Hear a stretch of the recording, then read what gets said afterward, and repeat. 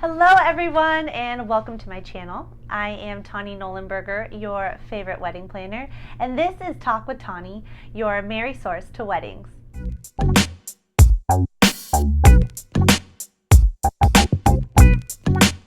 Our goal is to create, educate, and have a ridiculously good time.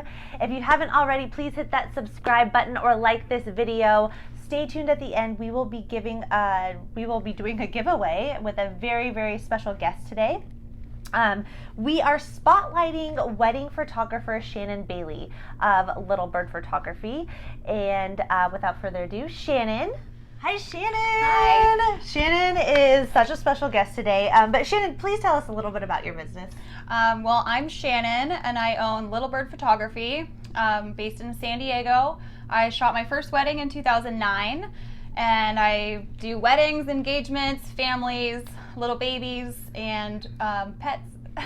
All the things, and I mean all the things. Shannon actually shot our wedding out in Catalina Island. She did our maternity shoot up in La Jolla. Has beautiful, beautiful images. So I highly, highly, highly recommend Shannon as your photographer for life. But Shannon, what a crazy year we have had with weddings. Gosh, how have you kind of pivoted your business during this whole COVID-19 pandemic? Well, it's definitely been crazy, as everybody knows. There's been so many wedding reschedules and cancellations, and just drop that plan entirely and do something different. But I think it's been good. It was hard at the beginning, but now it's sort of coming back around, and it's been a good learning experience, and it's sort of recharged my photography energy, which has been good. I mean, you've done different things. For instance, family portraits have been on porches. Yeah, the Porch Project has been really fun. I think it's really cool to do porch projects. I think it's kind of very nostalgic, and it brings back to the simplicity of having a family photo. You don't need fancy backdrops. It's just you guys in your own home, your own environment. They're quick sessions. They're from a distance. They're hands-free. Safe for the family, and you can still kind of have those special memories. Yeah, a birthday or an anniversary or something is really fun. Just on the porch really quick with your 4-year-old and your 2-year-old, and they don't only give me 15 minutes anyway, so, It's a perfect little memory capture. So today we're actually going to talk about do's and don'ts with finding your wedding photographer. Specifically, some of the do's I'd like to kind of start with is do your research.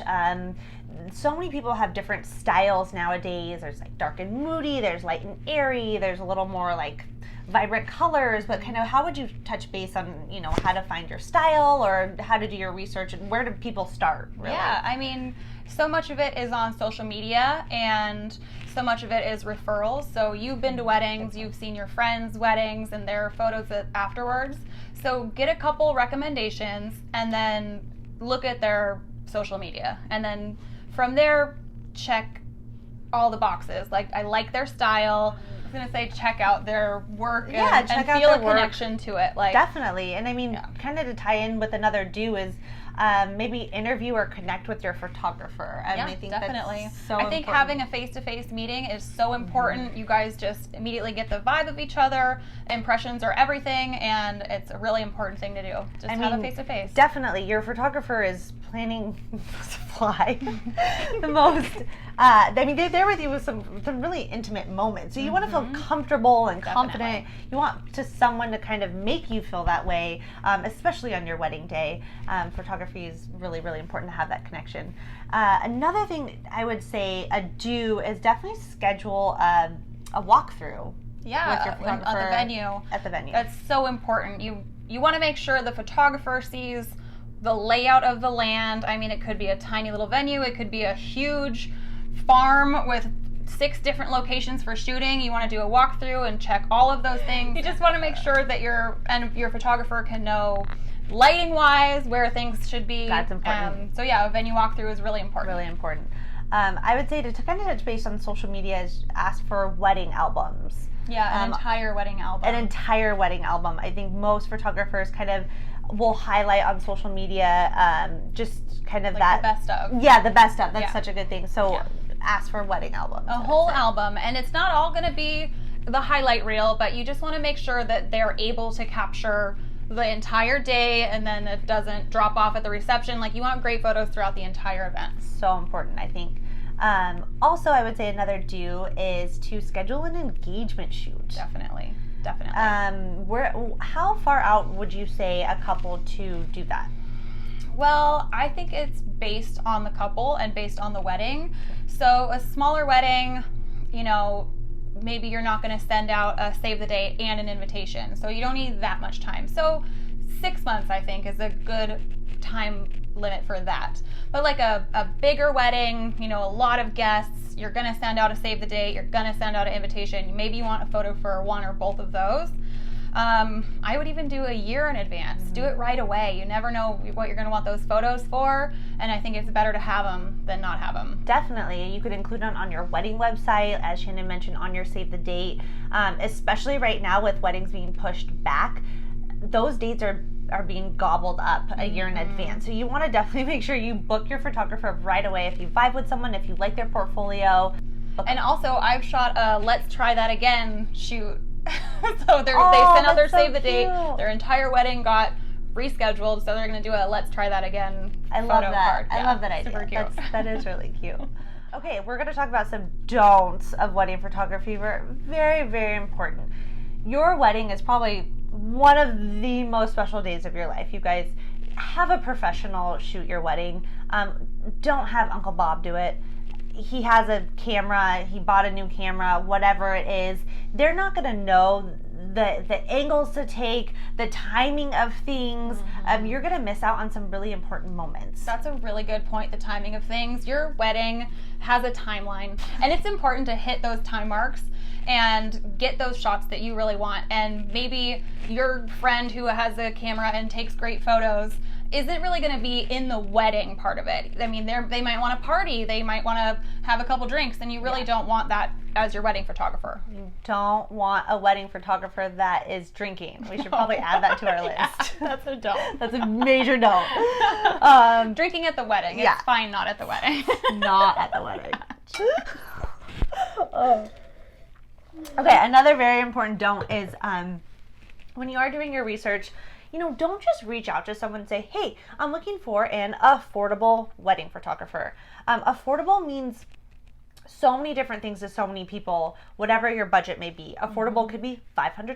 Affordable could be $10,000. So you want to get really specific and get an idea of what a photographer's packages cost. Definitely. So you could either eliminate them right away or, you know, take that relationship to the next level, I would say. Definitely. And along those lines, I think set out your budget for photography and then move forward from there. And you can reach out to photographers, get a quote or two for your packages, and then if you have your heart set on a photographer, ask them if it's possible to work within your budget, see what they can do for you. We're all just, you know, working for ourselves, and we would love the business and we would love to work with you, and let's make it happen. That's very true. I would also say, and maybe you could elaborate on this a little bit more, but don't wing it. So you have the wedding day and you're like, great, photographer, Shannon, you're here, start taking photos. Right. A major don't. Yeah. What would you kind of elaborate? Well, okay, that goes back again to the kind of wedding that you're having. So recently I've shot a couple backyard weddings with less than 20 to 30 people, and everyone's wearing a mask, and you do kind of have to wing it. And with 20 people, I can photograph everybody 100 times and get every shot, really.